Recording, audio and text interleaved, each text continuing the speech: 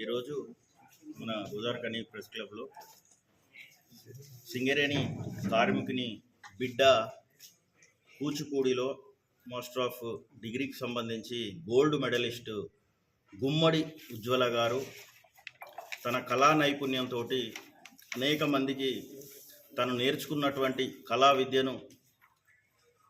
అందించుకుంటూ ప్రోత్సహిస్తూ గోదావరిఖనికి ఒక గర్వకారణంగా ఉంటూ మరి నేడు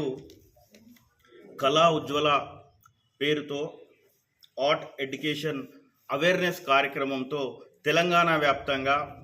గ్రామీణ ప్రాంతాల్లో ఉన్నటువంటి పాఠశాలలో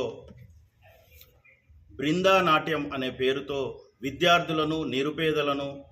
ఆర్ఫన్స్కు తన కళను నేర్పించే విధంగా తెలంగాణ రాష్ట్ర ప్రభుత్వంతో టైఅప్ అయి దానికి సంబంధించి అన్ని రకాలుగా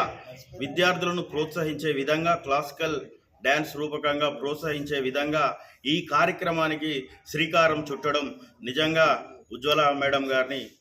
అభినందించవలసిన అవసరం ఉంది. ఇందులో భాగంగా మొట్టమొదటిగా గోదావరిఖని ప్రాంతం నుంచే మరి ఈ కార్యక్రమాన్ని స్టార్ట్ చేయబోతా ఉన్నారు నూతన సంవత్సరంలో. ఇందులో భాగంగా గోదావరిఖని ప్రాంత ప్రజలుగా ఉజ్వల మేడం గారిని ప్రత్యేకంగా స్వచ్ఛంద సంస్థల నుంచి అభినందిస్తూ ఉన్నాం.